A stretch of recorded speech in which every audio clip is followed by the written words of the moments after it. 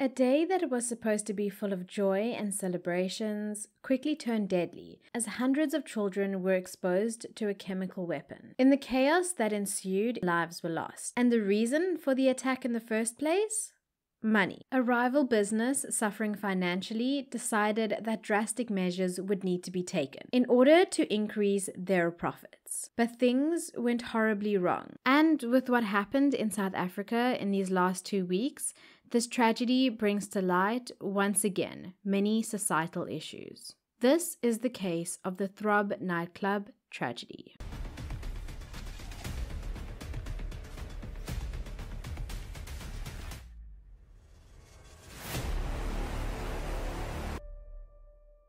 Hello and welcome to episode 44 of Makeup Mayhem True Crime with me, your host, Bella Monsoon. For those of you who are new, let me introduce myself. But first, some housekeeping. Those of you who have been here a while will know that I love to engage and allow healthy debates within the comment section. The key word there is healthy. If you, however, comment in a passive-aggressive manner, attacking any of the victims within my video, or even myself, the chances are high that you will probably be removed from the channel. And as I mentioned before, I'm not exactly sure how to bring you back again. Oops. Sorry, not sorry.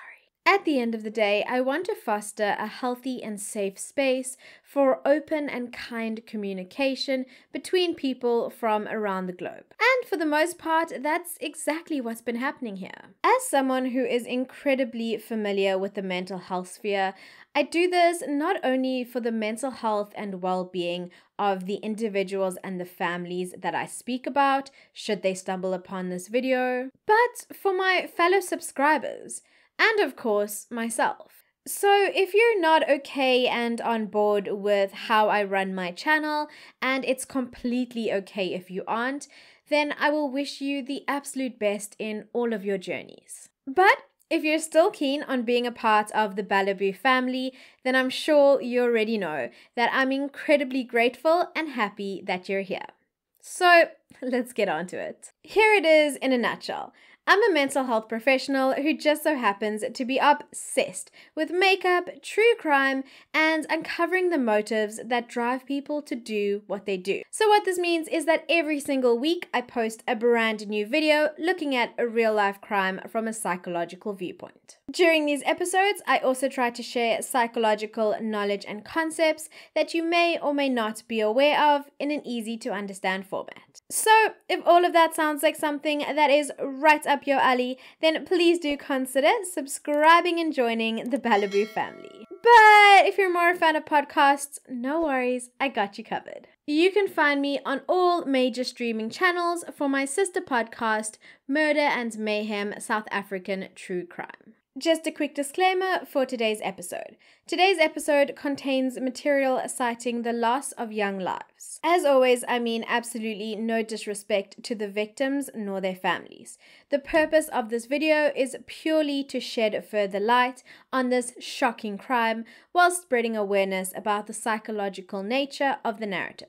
As always, this episode has been thoroughly researched by myself and includes real-life accounts, video and footage, where available, of individuals involved directly in the case. This case was actually suggested by a fellow TikTok follower, and to be honest, prior to their message, I had absolutely no clue that this had even happened. And that in itself is a travesty, as it appears that many of the lessons that should have been learned from this incident have not been, especially in regards to the engagement of minors in places that they really should not be. But let's get into it. On the 24th of March in the year 2000, a Friday, the first school term had just ended for many children in South Africa. And so, to celebrate, many parties were thrown. One such event took place in Chatsworth in Durban. This event was known at the time as a matinee. Matinees would be held at a nightclub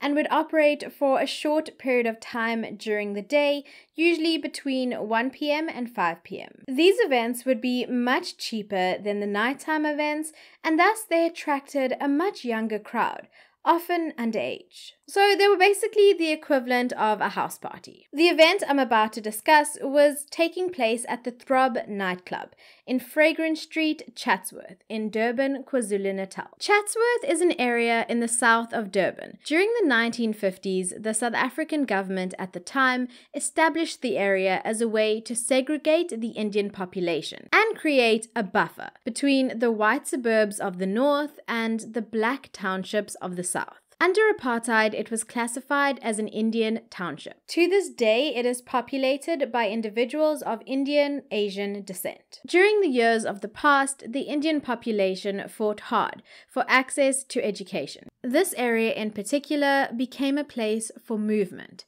for gathering, for unity. During the years of the past, the Indian population fought hard for access to education, something that was not seen as important for those who were not white. And as the years went on, the population of the area grew and developed. And today, Chatsworth is a bustling suburb, a deeply cultural location within Durban, home to many hardworking families. During the time of this incident though, 22 years ago, research had shown that the area and many of the inhabitants were still in the throes of poverty, with high levels of unemployment, much like the initial and earliest residents of the area. Many children were also not in school as their parents could not afford the school fees. So it was here in Chatsworth on this day, as the end of term was celebrated, that a cunning plan that would have tragic consequences was put into motion. The perpetrators had begun by parking minibuses outside of the club.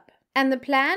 Well, it was to detonate a tear gas canister inside the nightclub. It would also later be alleged that this particular tear gas canister originated from a police officer who was investigated when everything came to light. But back to the plan. According to the plan, once the panicked children had run outside, the men would be waiting to take them to Silver Slipper, a rival nightclub that had not been doing too well financially. Ultimately, the goal of the plan was to steal and acquire the income and profit from the individuals attending the Throb nightclub. The thing is though, this wasn't even the first time that this particular nightclub had been targeted. Just 14 months prior to this event, on the 13th of February 1999, a tear gas cylinder had been set off in the club, leaving all of those who were present gasping for air, but luckily and remarkably, no casualties. Apparently, according to the co-owner of the club, Srini Govender, the incident was reported to the police. But when he had followed up, the file had mysteriously disappeared. But who is to know the truth though? So back to May of the year 2000. One of the men, the alleged mastermind, also happened to be the co-owner and manager of the rival club, Silver Slipper. And coincidentally, they also happened to host matinee sessions. It was this man who allegedly roped the other men in, as well as supplied them with the tear gas cylinder. His name was Sivanathan Bolton Chetty, and he was 38 years old at the time, married with 2 children. And he was also conveniently nowhere near the Throb nightclub when everything went down. But another 3 men, namely Vincent Pillay, who was 29 years old and worked as a bouncer at the Silver Slipper, Dayalan Sana Pillay, who was 20 years old, and Salvan Dogma Naidu, who was 24 years old, were present. They had all entered the packed nightclub, and Vincent Pillay had smuggled the tear gas canister inside. And when I say packed, I mean packed. Some reports stated that there were around 600 participants. Other reports stated 900 or close to 1,000. So, whilst the party was in full force, about 2 hours in, Naidu had placed the tear gas canister behind a speaker on the nightclub dance floor and he had detonated it. Within moments, pandemonium broke out. And the plan went tragically wrong, as apparently the door to the fire escape was locked and the sign was not illuminated, and thus the only exit was down the narrow staircase and through the entrance. And like I mentioned, at the time, there were over 500 individuals in the club. So what exactly does tear gas do? Tear gas is commonly used within riot control, as once it reaches your eyes, it can cause excessive tearing, hence the name, burning or blurred vision, as well as coughing, shortness of breath, and a burning sensation inside of the nose, as well as the feeling of choking. And these are precisely the symptoms that the partygoers began to experience. And of course, like anyone would, they began to panic. They all began to rush to get outside. A stampede thus ensued as they rushed downstairs to the narrow staircase to make their way down to the exit. And during this commotion, a brick wall that was next to this narrow staircase collapsed, crushing some children, with others toppling down on top of it. Some partygoers, all children, were caught in the stampede and trampled to death. Some never made it out, and some went to lie outside, seriously injured, crying in pain. And as a court would later hear, jewelry, cell phones, and even Nike shoes were looted from the dead and injured after the stampede. One of the men who was involved in the actions that led up to this tragedy would later state that he was aware that a gang operated in the areas known as the Dre Boys, and they often would target children and rob them at nightclubs. Super classy. After the stampede, Naidu had given Vincent Pillay 170 Rand as well as a cell phone to contact him in case he needed anything. It also just so happened that the club was about 140 meters away from the local police station. Within minutes of receiving distressed calls, officers had rushed to the scene, and the sight that met them was shocking. There was the pungent smell of gas in the air, and all that could be heard were the screams of terrified children and bystanders. Parents had begun to rush to the scene, frantically calling out and searching for their children. Keep in mind, this was the time when every single person having a cell phone was not really a thing, especially in lower income families within South Africa. I mean, the first cell phone was only introduced in South Africa in 1994. Many of these parents were not even aware that their children had gone out in the first place until they had returned home from work. The crime scene then had to be barricaded to avoid parents from getting in. Parents had then frantically gone from the crime scene to the police station to the nearby hospital. One of the police officers on the scene from the Chatsworth police station, Hasina Pillay, was instrumental in finding some form of order amongst the chaos and assisting the terrified parents. She had asked the officials on scene to take all the bodies of the children that they had uncovered to a big office within the police station. It was here that she had laid sheets down on the floor, sheets she had acquired from the local linen shop. And then she set to work, laying each body down and placing their arms at their sides. She knew that this was the best she could do for the parents of these young victims. She didn't want the parents to see them in that disheveled way. The officers who were on shift at the time stayed on for the entire weekend, combing through the scene, trying to find any clues to what had truly happened. But very soon, these officers and the local precinct would face major backlash from the community. Why, you may ask? Well, for failing to police a nightclub where underage children gained entry paying only 12 Rand each. Their issue was that the police did not check on these popular locations to enforce the rules against minors being present in the club. And it also didn't help much that this very police station was already under scrutiny for the SBV robbery, where 4 of their officers were on trial for masterminding a heist that resulted in them acquiring 31 million Rand. It was the largest heist in South Africa to date at that point. So one could say that not very many in the community were very trusting or looked too kindly upon these officers at this precinct. And the police minister at the time, Jackie Celebi, echoed the community sentiments by stating that the officers were not carrying out their duties correctly and efficiently, which resulted in the tragic event. Mind you, this is the very same man who was later found guilty of corruption and sentenced to 15 years imprisonment in August of 2010. He, however, was paroled on medical grounds less than a year after beginning his sentence, due to suffering a stroke, having kidney problems, and diabetes. He died 5 years later as a result of a kidney-related illness. But I digress. Soon the numbers came to light, and the true magnitude of this tragic event was understood. The youngest victim was 11 years old, and the total death count was at 13, with almost all of them being children. Over 150 children were injured, with some of them even trying to hide their injuries from their parents.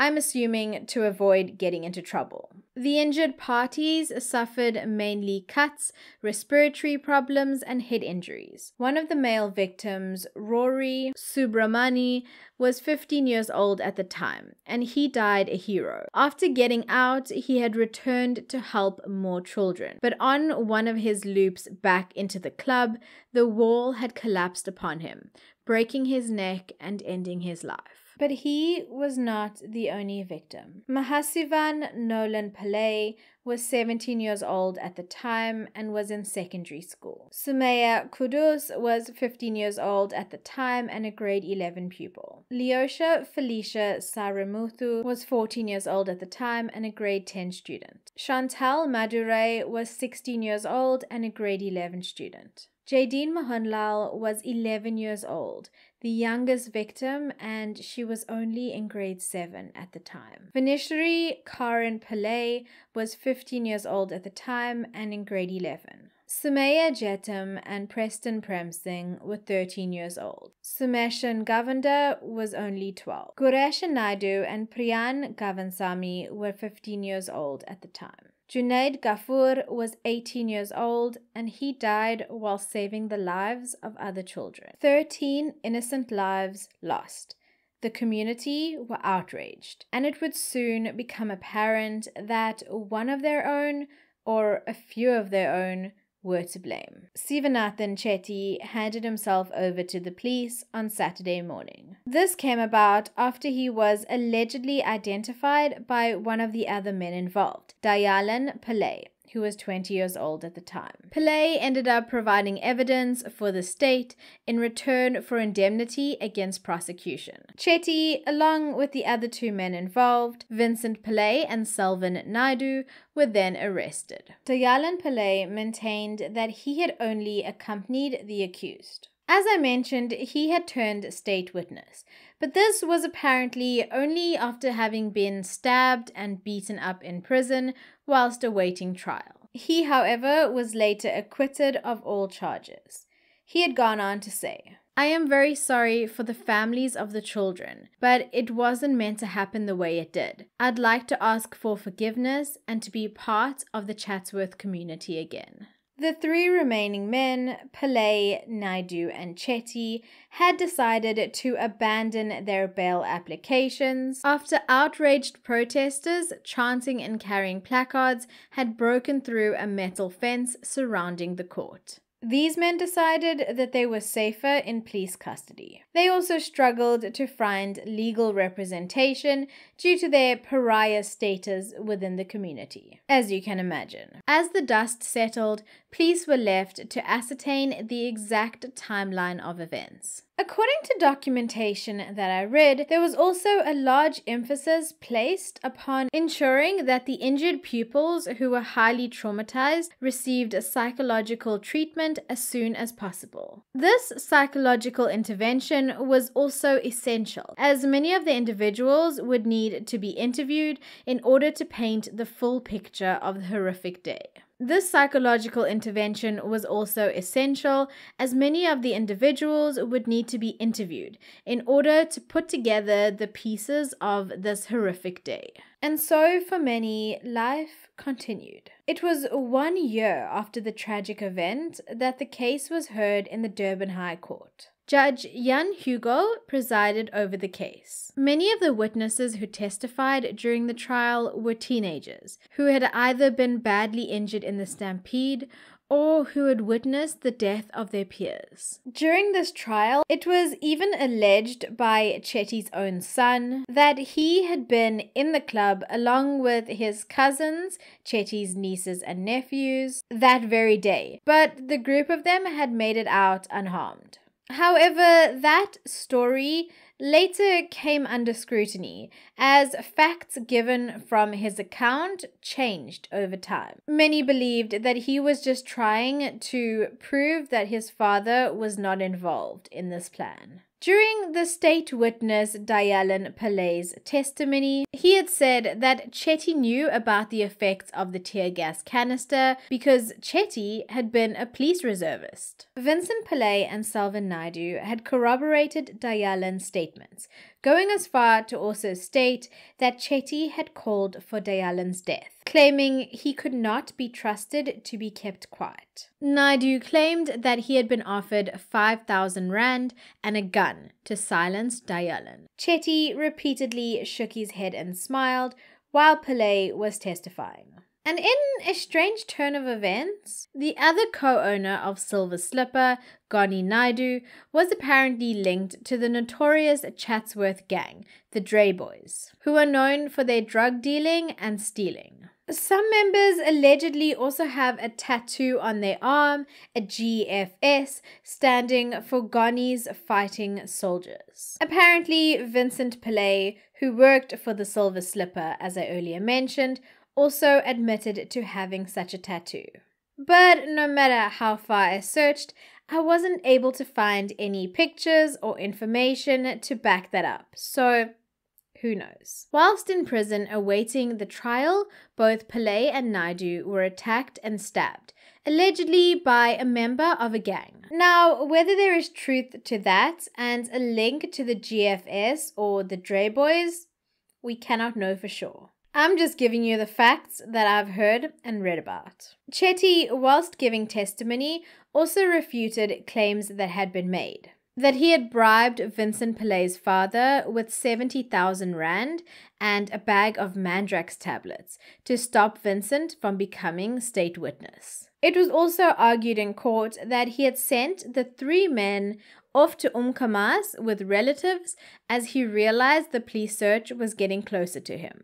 During his testimony, it was evident to the judge that his accounts were fraught with lies and inconsistencies, in the judge's own words. During a bail application in May, he had allegedly attempted to speak to the magistrate in private, even offering to become a state witness, actions that he later denied. He was described by the prosecution, who had said, "Saying he is thrifty with the truth is paying him a compliment. He is an outrageous liar." During the trial, one of the surviving victims, Tharushia Moodley, who was 16 years old at the time, gave heartfelt testimony as to the effects of the tragedy on her life. She had been in ICU, unconscious for 5 days, her left leg broken in 2 places with severe burns on her body. She also had facial bruising and had lost a front tooth. Her life was forever changed. Her academic and sporting life affected significantly. Another victim, who was 15 years old, Sumeshni Pillay, lost her best friend in the event. She testified as to how she was in the bathroom when she heard the screams. She went on to state, "My eyes were burning. My skin felt as if something was eating it. I couldn't breathe. I was frightened and scared, and I thought I would never see daylight again. The reason why I am here today is because the deceased cannot speak for themselves. I speak on behalf of them, and I want justice done because it is not fair that their lives were taken." She had a phone on her, and so she had called the police, eventually fainting in the bathroom due to the fumes. However, she was later carried out to safety. It was also noted during the trial that there were structural and building issues within the club. The exit signs were not illuminated, the balustrade was not anchored to the ground,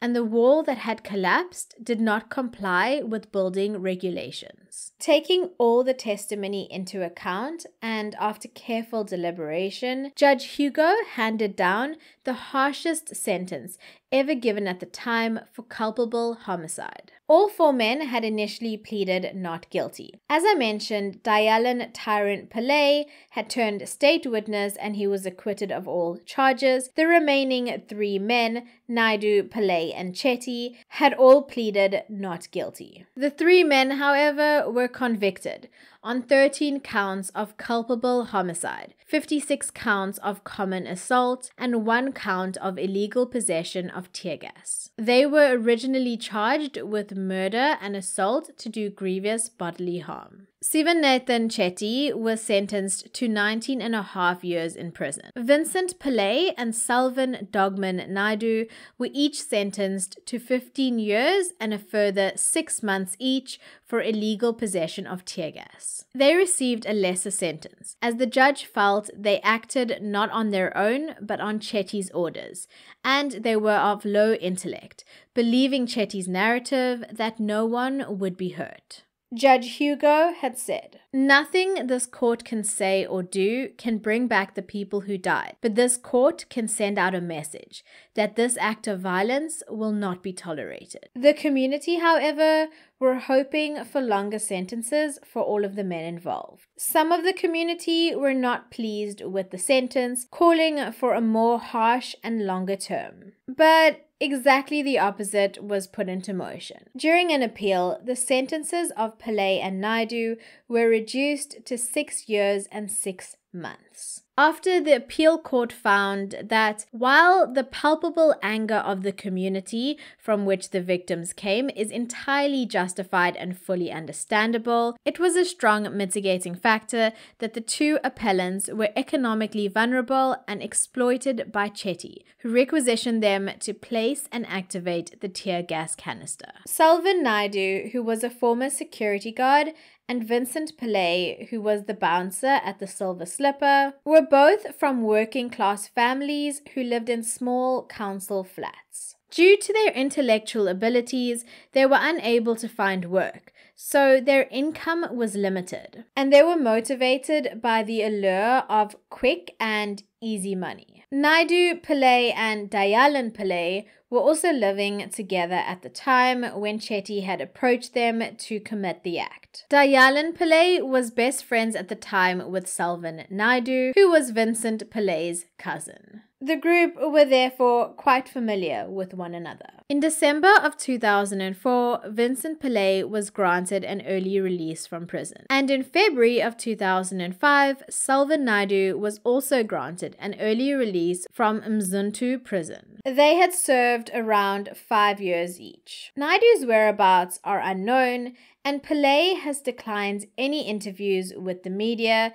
stating that he has moved on with his life. And so that left Chetty. Chetty's release on parole was met with anger from the families of the victims. It later appeared that very few, if any, had received notice of his parole hearing. One parent had allegedly only received the notification letter about his hearing the day after his hearing was held. Even the attorney for some of the Throb victims, Stephen Samuel, only heard about the parole when he was contacted by the media for a comment. Many felt, and rightly so, that the Department of Correctional Services had failed their duties and obligations. Chetty was released on parole in May of 2006 after serving 6 years of his sentence. Whilst in prison, he had also obtained a theology degree. Upon his release, the Chatsworth community refused for him to live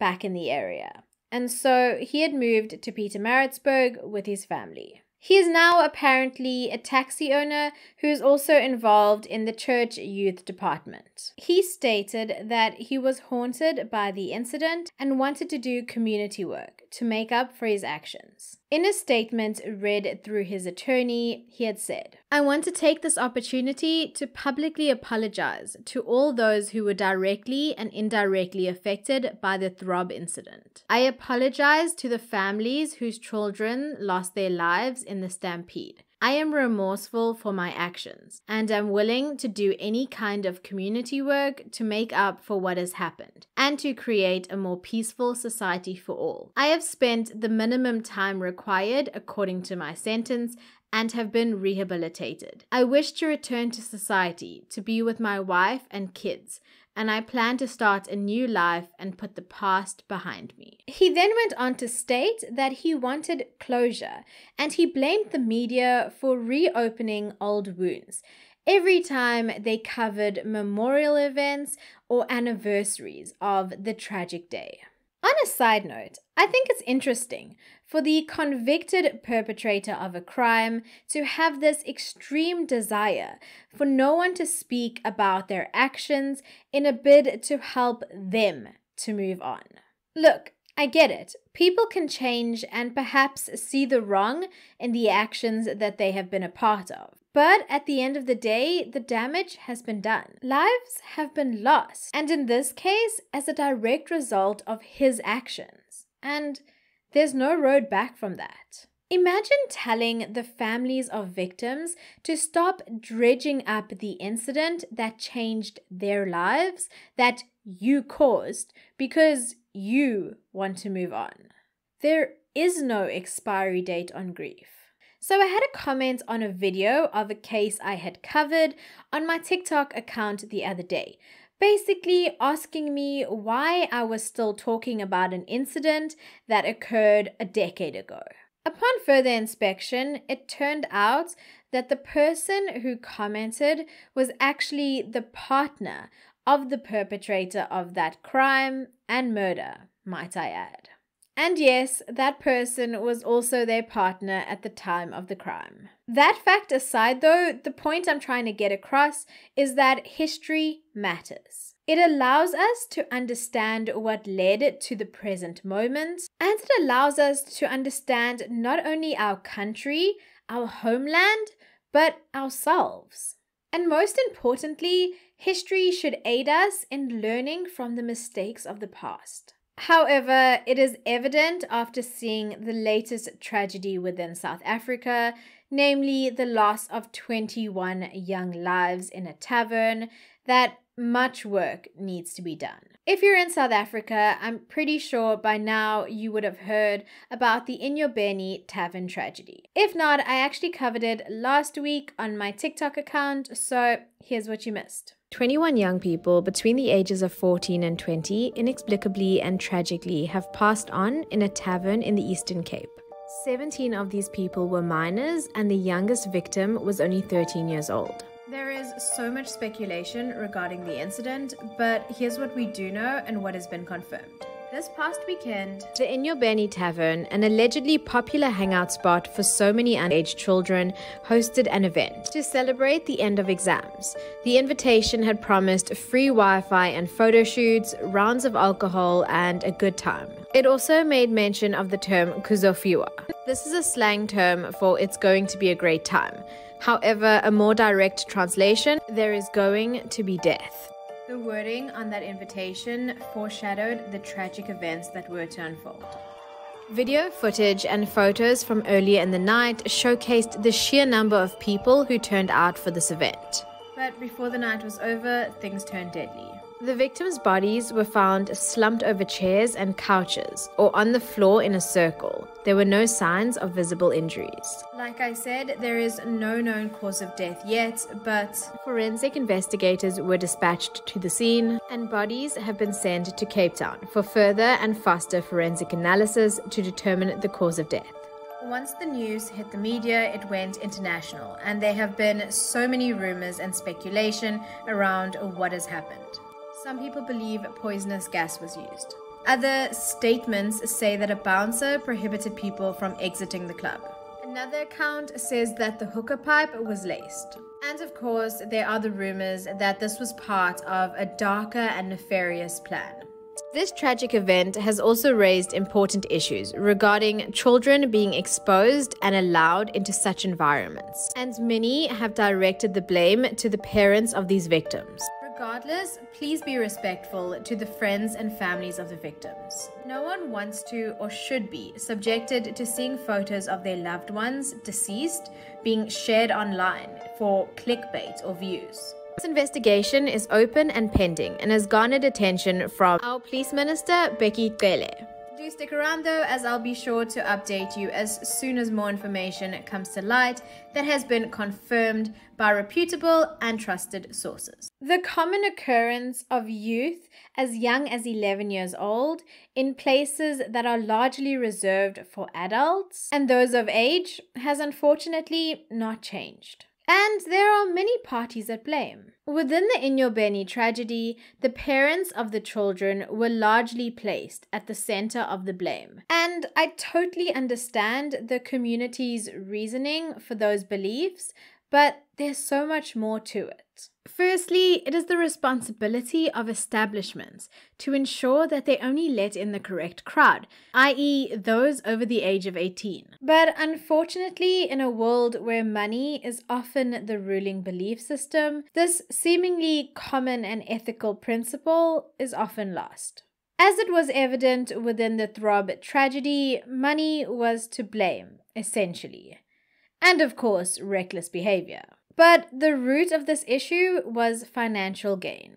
And this is evident once again in the Enyobeni Tavern case, which is still ongoing. This seemingly small things like presenting an ID, as well as being over the age of 18, the legal drinking age in South Africa, is often overlooked in a bid to bring more feet through the doors. Another key role player to these taverns and underage parties continuing to exist is the non-existent police presence and action in overseeing such places. In the case of Enyobeni, which happened just last month, there had been images of the party goers for an extended period of time on social media pages, which showcased just how young some of them were. Of course, this was not the case in the year 2000, when technology was not near as advanced. However, I am sure that many saw these children entering and exiting the party venues and said nothing. The famous African proverb, "It takes a village to raise a child," comes to mind here. It takes the actions and involvement of many, first and foremost of parents, and then of law enforcement and officials, schools, and the community in general, to ensure the safety and security of the developing minds of society. And whilst it is the responsibility of the parent, first and foremost, to ensure a safe environment for their child, at the end of the day, kids will be kids. Teenagers will be teenagers. They are going to do exactly what they want. And so these tragedies also highlight the need for youth centers, places of safety and entertainment for children and teenagers. Yes, it is completely normal for the youth to want to hang out with their friends and party, but knowing this information, communities need to ensure that there are safe places for them to do so. In October of 2003, the Chatsworth Youth Centre was opened. It was later renamed to the Nelson Mandela Community Youth Centre, after the man who had opened it. This centre became a central hub, which to this day advocates for health and wellness, after-school tuition classes, as well as specific groups for those with different ages or interests. Although there are still many social ills and high unemployment levels in the area, this centre helps to provide just one more place of safety for those most vulnerable. After the incident, community and religious leaders also started campaigns to ensure that learners would keep safe during the holidays. They made sure that the youth were aware of the tragic events of 2000 in order for them not to repeat themselves. The club was eventually closed and the venue was turned into a church. There is also news of revival of the bursary fund that was initially set up in 2000 after the tragedy. The fund has 280,000 Rand currently in its bank account and was established to assist needy children within the academic sphere. So in some ways, the actions of the past have affected the way in which the Chatsworth community history have developed measures for the future. History is vital, and history has aided many to ensure that the errors of the past are not unnecessarily repeated. But most importantly, history has not been forgotten. A monument was carved and constructed after the tragedy and unveiled on the 25th of March 2001, a year and a day after the tragic incident. And at the bottom of the brick and granite mold, the names of the 13 children who lost their lives are engraved. Some of these remain and some have faded due to exposure to the elements and time. Some of the words have since faded with time and age, but it reads, "The living close their eyes of the dead, but the dead open the eyes of the living. Years may go by, tears may dry, but our memories of you shall remain forevermore. You are always with us in the softness of the rain and the golden rays of the sun. May you rest, little ones." But unlike the statue, to their friends and family, they will never be forgotten or erased. Thank you for taking your time today to listen to their narratives. Remember their lives, their bravery, and their untimely passings. Until next week, stay safe, stay blessed, and stay the amazing human beings that I know each and every single one of you are. Bye!